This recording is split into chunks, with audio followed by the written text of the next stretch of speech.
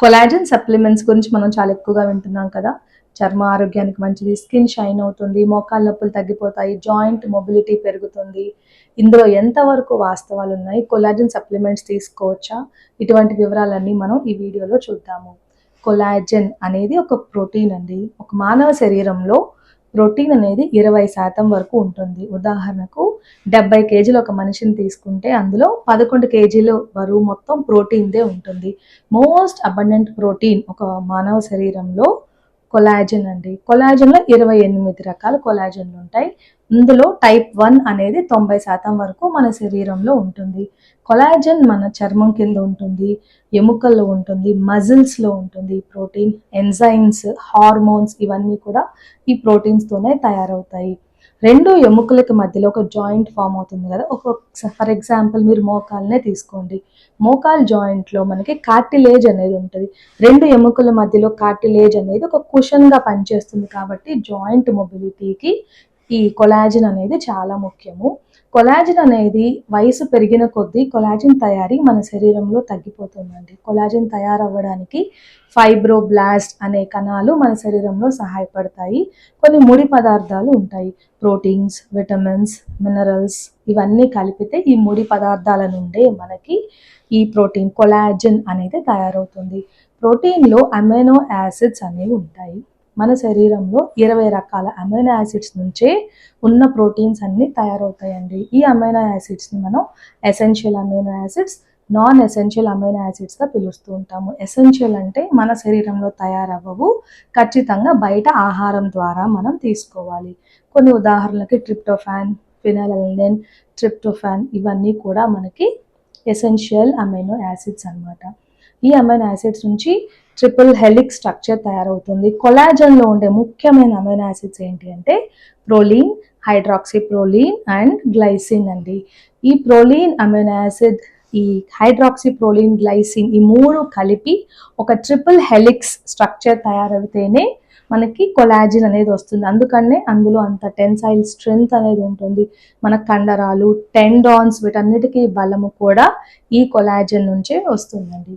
Collagen supplements తీసుకోవచ్చా అని చాలా మందిలో డౌట్ ఉంటుంది. ఒక చిన్న క్వశ్చన్ చెప్తాను మీకు. మనం కొలాజిన్ అనేది ప్రోటీన్, ఓకే, మన ఆహారంలో కొలాజిన్ తీసుకున్నాం అనుకోండి, మన అరుగుదలలో ప్రోటీన్ అనేది బ్రేక్ డౌన్ అయిపోతుంది. ఎంజైమ్స్ మన పేగుల్లోకి వెళ్ళినప్పుడు ప్రోటీన్ డైజెషన్ జరుగుతుంది కాబట్టి మళ్ళీ అమైనో యాసిడ్స్గా మారిపోతాయి. ఈ అమైనో యాసిడ్ శరీరానికి ఏ ప్రోటీన్ కావాలో వాటి నుంచి తయారు చేసుకుంటూ ఉంటుంది. కాబట్టి నేను కొలాజిన్ ఆహారంలో తిన్నాను కాబట్టి నా బాడీలో సరిపడా కొలాజన్ ఉంది అనుకుంటే మీరు పొరపడట్టే. ఎందుకంటే ఆహారంలో కొలాజన్ తీసుకోవడం ద్వారా ఈ కొలాజన్ అనేది డైరెక్ట్గా మన శరీరంలోకి వెళ్ళి కండరాల్లో, జాయింట్స్లో డిపాజిట్ అవ్వడం అనేది చాలా అరుదుగా జరుగుతూ ఉంటుంది. ఇంకొక ఇంపార్టెంట్ థింగ్ ఏంటి అంటే కొలాజిన్ బ్రేక్ డౌన్ అనేది జరుగుతూ ఉంటుంది. అంటే సాధారణంగా మన బాడీలో ఉండాల్సిన కొలాజిన్ లెవెల్స్ కూడా తగ్గిపోవడం వలనే ఈ స్కిన్ రింకిల్స్ కానీ, ఎముకలు అరిగిపోవడము, మోకాళ్ళ నొప్పులు ఇవన్నీ వస్తూ ఉంటాయి. కాబట్టి కొలాజిన్ బ్రేక్ డౌన్కి కారణాలు మనం ఇప్పుడు చూద్దాము. ఎక్కువగా ఎండలో తిరిగితే కొలాజిన్ బ్రేక్ డౌన్ అయిపోయే అవకాశాలు ఉంటాయి. స్మోకింగ్, ఆల్కహాల్ వలన కొలాజిన్ బ్రేక్ డౌన్ అయిపోతుంది. త్వరగా ఏజింగ్, మోకాళ్ళ నొప్పులు, ఎముకలు అరిగిపోతాయి, చర్మం ముడతలు పడే అవకాశాలు కూడా ఉంటాయి. క్యాన్సర్స్ కూడా మనం చూస్తూ ఉంటాము. కొలాజిన్ బ్రేక్ డౌన్ అవ్వడానికి ఇంకొక ముఖ్యమైన కారణం స్ట్రెస్ అండి. ఎవరైతే ఒత్తిడిలో ఉంటారో వాళ్ళకి కార్టిజోల్ అనే హార్మోన్ పెరిగిపోతుంది. కార్టిజోల్ కూడా కొలాజిన్ బ్రేక్ డౌన్కి తోడ్పడుతుంది. కాబట్టి ఒత్తిడి ఎక్కువగా ఉన్న వాళ్ళు త్వరగా ఏజింగ్ చూస్తూ ఉంటాము. వాళ్ళ శరీరంలో అవయవాలన్నీ కూడా మాల్ ఫంక్షనింగ్ అనేది జరుగుతూ ఉంటుంది, అంటే సరిగ్గా పని చేయవు. కాబట్టి మెటబాలిక్ డిసీజెస్ కానీ, వాళ్ళకి మోకాలు అరిగిపోయి ఎముకల నొప్పులు, జాయింట్ మొబిలిటీ తగ్గిపోయి జాయింట్ స్టిఫ్నెస్, ఆర్థరైటిస్ ఇవన్నీ కూడా తరచుగా వస్తూ ఉంటాయి. షుగర్ పేషెంట్స్లో కొలాజన్ అనేది తగ్గిపోవడానికి ఒక ఇంపార్టెంట్ రీజన్ ఏంటి అంటే అడ్వాన్స్డ్ గ్లైకేషన్ ఎండ్ ప్రోడక్ట్స్ అండి. ఎవరిలో అయితే షుగర్ కంట్రోల్లో ఉండదు, ఆహారం తినకముందు 130 లోపు ఉండాలి, ఆహారం తిన్న 2 గంటలకి 180 లోపు ఉండాలి, 3 నెలల యావరేజ్ షుగర్ చూసుకుంటే కనీసం 7 లోపు ఉంటే మంచిది. ఈ టార్గెట్స్లో లేకుండా ఎవరి బ్లడ్ షుగర్స్ అయితే పెరుగుతూ ఉంటాయో వాళ్ళల్లో అడ్వాన్స్డ్ గ్లైకేషన్ ఎండ్ ప్రోడక్ట్స్ అనేవి తయారవుతాయి. వీటి వల్లనే కొలాజిన్ బ్రేక్ డౌన్ అనేది జరుగుతుంది. కాబట్టి షుగర్ పేషెంట్స్లో మనం ఈ కాంప్లికేషన్స్ అనేవి చాలా త్వరగా చూస్తూ ఉంటాము. రెటీనాలో కూడా అంటే కంటి నరంలో కూడా కనెక్టివ్ టిష్యూ ఉంటుందండి, అందులో కొలాజిన్ ఉంటుంది. ఈ కొలాజిన్ ఈ advanced glycation end products AGEs అంటాము. వాటి వలన రెటీనా కూడా దెబ్బతిని డయాబెటిక్ పేషెంట్స్లో డయాబెటిక్ రెటినోపతి, రెటినల్ డిటాచ్మెంట్ ఇవన్నీ సాధారణంగా చూస్తుంటాము. ఇవి సడన్ కాజెస్ ఆఫ్ బ్లైండ్నెస్ అనమాట. అంటే మనకు ముందే వార్నింగ్ ఇవ్వకుండా సడన్గా కంటి చూపు తగ్గిపోయే అవకాశాలు ఉంటాయి. ఫ్రోజన్ షోల్డర్ అని చూస్తాం కదా షుగర్ పేషెంట్స్లో, కొంతమంది షుగర్ లేని వాళ్ళలో కూడా చూస్తూ ఉంటాము. డయాబెటిక్ పేషెంట్స్లో అయితే ఈ షోల్డర్ జాయింట్లో ఉన్న కొలాజిన్ కనెక్టివ్ టిష్యూస్లో ఈ గ్లూకోజ్ ప్రోడక్ట్స్ ఏజీఈస్ అనేవి వెళ్ళి డిపాజిట్ అవ్వడం వల్ల ఆ కొలాజిన్ అంతా స్టిఫ్గా అయిపోతుంది, ఫ్లెక్సిబిలిటీ ఉండదు. కాబట్టి షోల్డర్ భుజం నొప్పి రావడము, పైకి ఎత్తలేకపోవడము, రాత్రిపూట నిద్ర పట్టకపోవడము ఇవన్నీ కూడా డయాబెటీస్ కాంప్లికేషన్స్ అండి. కొలాజిన్ బ్రేక్ డౌన్ని మనం ఆపాలి అంటే షుగర్ పేషెంట్స్లో ఖచ్చితంగా షుగర్ కంట్రోల్లో పెట్టుకోవాలి. అందుకోసం కొన్ని ఆహార నియమాలు పాటించాలి, మెడికేషన్ అవసరమైతే వాడుకోవాలి. ఇంకొక ముఖ్యమైన కారణం పరిశోధనల్లో ఏమని తెలిసిందంటే ఎక్సర్సైజ్ చేయని వాళ్ళల్లో కొలాజిన్ త్వరగా బ్రేక్ డౌన్ అయిపోతుంది. కాబట్టి ఎక్సర్సైజ్ చేయడం కూడా కొలాజిన్ని కాపాడుకోవడానికి చాలా సహాయపడుతుంది. కొలాజన్ సప్లిమెంట్స్ గురించి మనం ఇప్పుడు చూద్దాము.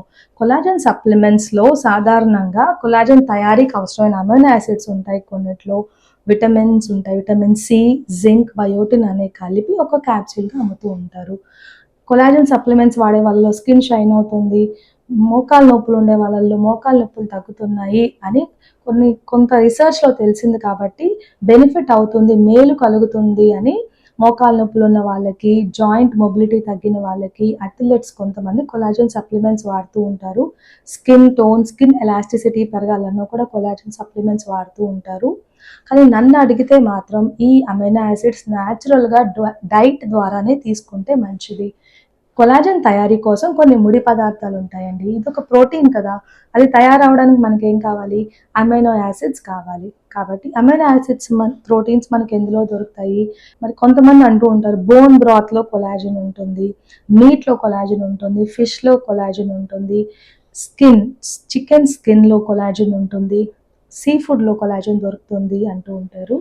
See food are non vegetarian ఫుడ్లోనే కాదండి, ప్లాంట్ బేస్డ్ ప్రోటీన్లో ఉంది కూడా మనకి కొలాజిన్ని తయారు చేసుకోవచ్చు. ప్రోలీన్ అనే అమైనో యాసిడ్ మనకి ఎగ్ వైట్లో ఎక్కువగా దొరుకుతుంది. డయాబెటిక్ పేషెంట్స్ బ్రేక్ఫాస్ట్లో ఇది సాధారణంగా మేము రికమెండ్ చేస్తూ ఉంటాము. మీరు 4 ఇడ్లీ తినే బదులు 3 ఇడ్లీయే తినండి. ఒక ఇడ్లీ బదులు 2 బాయిల్డ్ ఎగ్ వైట్స్ తీసుకోవచ్చు. కొంచెం బాడీ వెయిట్ ఎక్కువ ఉన్న వాళ్ళు 3 ఎగ్ వైట్స్ కూడా తీసుకోవచ్చు. ఎగ్ వైట్స్లో ప్రోలీన్ ఉంటుంది కాబట్టి కొలాజన్ తయారీకి మనకి సహాయపడుతుంది. విటమిన్ సి అనేది కొలాజన్ తయారీలో చాలా ముఖ్యమైన రోల్ ప్లే చేస్తుంది. కాబట్టి విటమిన్ సి ఎక్కువగా ఉండే సిట్రస్ ఫ్రూట్స్, నిమ్మకాయ, ఆమ్లా, ఉసిరికాయ ఇవన్నీ కూడా మీ డైట్లో రెగ్యులర్గా ఉండేలా చూసుకోండి. ఆకుకూరలో క్లోరోఫిల్ ఉంటుంది, ఇది ప్రో కొలాజన్ తయారవడానికి సహాయపడుతుంది. సల్ఫర్ ఆనియన్స్లో దొరుకుతుంది, బీట్రూట్స్లో, క్యాబేజ్లో కూడా ఉంటుంది. కాబట్టి ఇవన్నీ కూడా మనకి కొలాజన్ తయారీకి సహాయపడతాయి. ఆల్మండ్స్, బాదం పప్పు, సన్ఫ్లవర్ సీడ్స్ వీటిలో విటమిన్ ఈ ఉంటుంది, ఇది కూడా మనం కొలాజన్ తయారీకి ఉపయోగపడుతుంది. కొన్ని రకాల ఫ్రూట్స్, గ్రీన్ టీలో మనకి యాంటీ ఆక్సిడెంట్స్ ఎక్కువగా ఉంటాయి, క్యారెట్లో బీటా కెరోటిన్ ఉంటుంది. ఇవన్నీ కూడా కొలాజన్ బ్రేక్ డౌన్ని ఆపేస్తాయి. వీటన్నిటిని సింప్లిఫై చేసుకోవాలి అంటే ఒక ప్లేట్లో మీరు ఆహారం తీసుకున్నప్పుడు వేరియేషన్ అంటాము, డిఫరెంట్ కలర్డ్ ఫుడ్స్ ఉండాలి. ఆరెంజ్గా ఉండే క్యారెట్స్ తీసుకోవచ్చు, ఎల్లో కలర్లో ఉండేవి గ్రీన్ ఆకుకూరలు, ప్రోటీన్ ఎందులో ఎక్కువగా దొరుకుతుంది ప్లాంట్ బేస్ తీసుకుంటే రెగ్యులర్గా కందిపప్పు తీసుకోవచ్చు, ఉరద్ దాల్ తీసుకోవచ్చు, చిక్ పీస్, కాబూలీ చెన్నా, రాజ్మా వీటన్నిటిలో కూడా ప్రోటీన్ ఎక్కువగా ఉంటుంది. విటమిన్ సి ఒక నిమ్మకాయ ఆకుకూర పప్పులో పిండుకుంటే అది చాలా ఆరోగ్యానికి మంచిదండి, ఎందుకంటే ఇందులో ప్రోటీన్, విటమిన్ సి దొరుకుతుంది. డ్రై ఫ్రూట్స్ ఇంక్లూడ్ చేయండి, నట్స్ అండ్ సీడ్స్ కూడా మనకి కొలాజన్ తయారీకి చాలా సహాయపడతాయి. రెగ్యులర్గా వ్యాయామం చేస్తే మంచిది. షుగర్ పేషెంట్స్ వాళ్ళకి డయాబెటిక్ కాంప్లికేషన్స్ రాకుండా ఉండాలి అంటే చాలా మందిలో ఒక అపోహ ఉంటుంది, అది తినకూడదు, ఇది తినకూడదు, ఇది తింటే షుగర్ లెవెల్స్ పెరిగిపోతాయి, ఇది తింటే షుగర్ లెవెల్స్ కంట్రోల్ చేయలేము అని మాత్రమే ఆలోచిస్తారు. కానీ వాళ్ళ ఆరోగ్యానికి ఏది మంచిది, ఎటువంటి ఆహార పదార్థాలు తినాలి, ఒక నార్మల్ పర్సన్ కన్నా డయాబెటీస్ ఉన్న వాళ్ళు చాలా బలమైన ఆహారం తీసుకోవాలండి. ఎందుకంటే వాళ్ళ బాడీలో ఈ అడ్వాన్స్డ్ గ్లైకేషన్ ఎండ్ ప్రోడక్ట్స్ వల్ల ఫ్రీ రాడికల్ డ్యామేజ్ చాలా జరుగుతూ ఉంటుంది. కాబట్టి రెగ్యులర్గా మీరు బ్యాలెన్స్డ్ డైట్ తీసుకోండి. 40-50% ఆఫ్ క్యాలరీస్ కార్బోహైడ్రేట్స్ నుంచి రావాలి, 30% ప్రోటీన్ నుంచి, 20% ఆఫ్ క్యాలరీస్ ఒక రోజులో ఫ్యాట్ నుంచి రావచ్చు. కాబట్టి బ్యాలెన్స్డ్ డైట్ అంటాం దీన్ని. ఒక ప్లేట్, సింపుల్గా చెప్పాలంటే ఒక ప్లేట్ తీసుకొని ఒక కప్ రైస్, ఆఫ్టర్నూన్ లంచ్ తీసుకుంటే బ్రౌన్ రైస్ తీసుకోండి మంచిది, ఇంకొక కప్ ఆకుకూర పప్పు, ఇంకొక కప్ వెజిటబుల్స్. సలాడ్ అనేది రెగ్యులర్గా మీ ఫుడ్లో ఇంక్లూడ్ చేసుకోండి. ఎగ్ తినే వాళ్ళైతే 2 ఎగ్ వైట్స్ కూడా జాయిన్ చేసుకోవచ్చు. ఇటువంటి బ్యాలెన్స్డ్ డైట్ తీసుకుని రెగ్యులర్గా వ్యాయామం చేస్తే మనం కొలాజన్కి అవసరమైన ముడి పదార్థాలన్నీ ఇచ్చిన వాళ్ళం అవుతాము. డయాబెటీస్ వల్ల కాంప్లికేషన్స్ని కూడా మనం నివారించుకోవచ్చు.